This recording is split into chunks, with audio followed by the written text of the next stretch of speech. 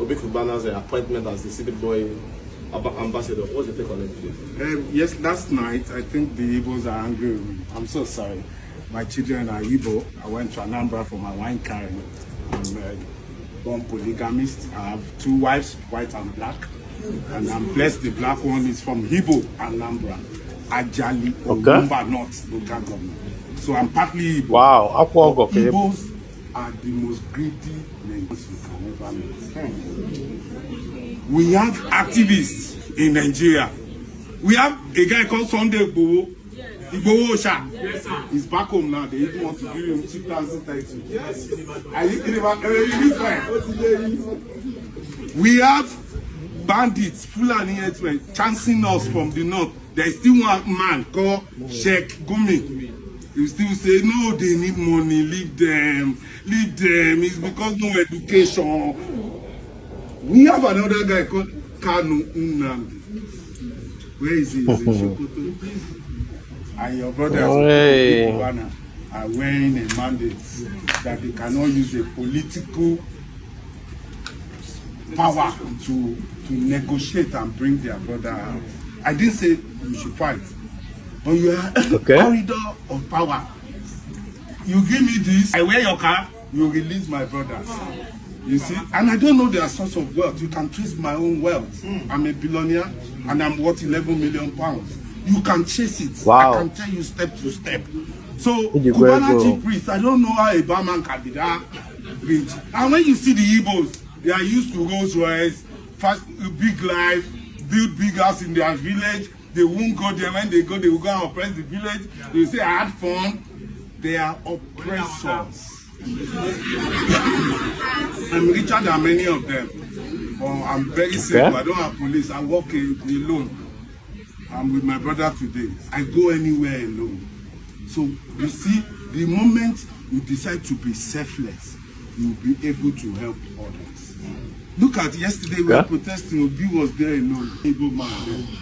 Other people are there. But his brothers don't collect car. They are selfish. That's why they are marginalized. And they will continue like that. They are cheap to buy.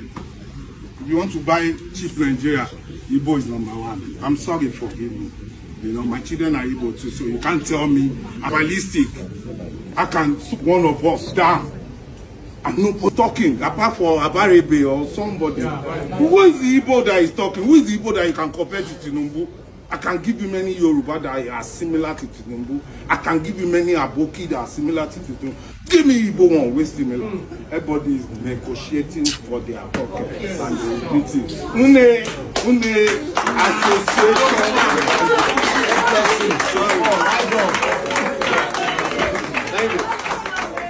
Okay, ụmụnne m na-anụgo ife our in-law because ọgọ ka ọ bụ ndị Igbo si na ọgọ bụ chi onye ịghọtago ịnụrụ ife ọ nara etili ebe a but o nwere some angle ma agree with him like ebe ọ na-ekwu okwu because everything o kwuru ebe a kịta o generalized ya na anyị ncha niile but I can categorically tell him in-law abụrụ anyị ncha niile ịghọtago because ndị Igbo si na-afụ ụkwa wee force ya ikwulu okwu ịkara ị na-atụ ha aka because you know them.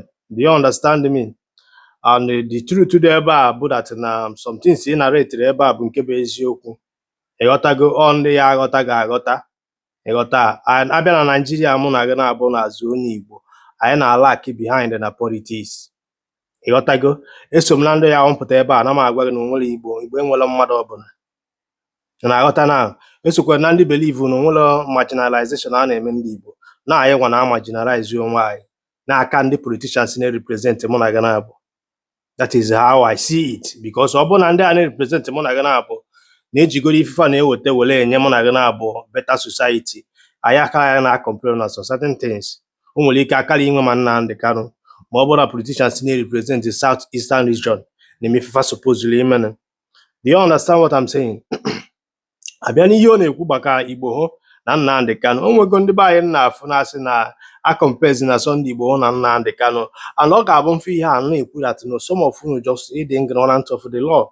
Do you understand me? In Nigerian law, in the eyes of Nigerian law, Nnamdikanu na Sunday Igbo commit the same crime if you like bịa na-asị m na Nnamdikanu command isi ji eme nke ọzọ na eyes of Nigerian law ife Nnamdikanu na Sunday Igboho committed ife na-akpọ treasonable felony or treasonable offense.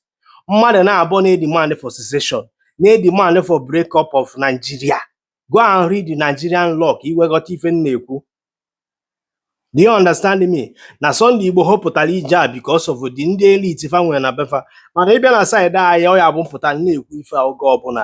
Anyị ejidego ndị elite anyị niile bambuzo fa anyị sọtụọ na fa ma ndị fa gburu egbu na a na-emesitatu ụmụ ma ndị atak ma ndị a na-apụ achụfusi onye ọbụla ma ndị sopozuru ije nọchite anya mụ na gị na ndị sopozuru ichekwa okwu Nnamdikanu ejide onye ọbụla na-akpụ n'ala.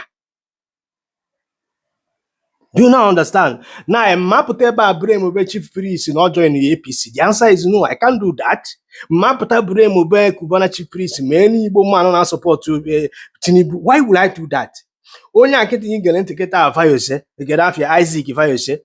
Do you understand what I'm saying? Boy, Yoruba, man, support to one night work again, bo Pitobi. And don't hear quite on put there, but I condemn us no moon again. I want support to get Tinubu because we will other tribe on Nigeria and support to P2B.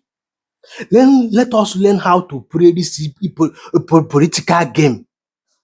I been a politics in Nigeria and you wanna rack. And in a kundi monem nagana na say Biafra or nothing. I ain't in a Kubi and no Biafra can negotiate, can represent monarchy. Or suppose you know get one more na gonna upon an army, no na navy, no gas in a position legacy teacher. Or from a coga bone we could swear the harbors you na gonna bowl yoka. Man, you wear like this are all sabo, all for an abroad, no cachamara. Man, if forget if only an narrator here. On a woman gonna be Yoku, man, always some point to make reba, may I agree on. In Gotana, yeah, but to my own opinion. Man, lapon no na join the APC, lapon of fa, only criticizing if he will anything. You got to go. Eh, oh, we call it for violent for the Nnamdikanu. Nnamdikanu ani kukwenu kwechokwane putoga aputa. N'ife na-ese kwe n'ife abụ negotiation agreement ikwetara na nke a ka ya lapụ na nke a bụkwa na nya bụ ihe isi sekpụ nte. You got to go. Man, why I won't put any okwu na-ekwu ya dị some of unu na-akọ ihe na-akọ kenekwenụ m unu na-anụgo ife nwanne anyị nwoke kwuru bụkwa ọgọ anyị nwoke ndị Igbo si n'uche bụ akpa onye ọbụla ya nke onye na uche abụ n'ofu. Ịghọtago onye mara ka o esi wee na-ekwu ekenekwenụ m unu.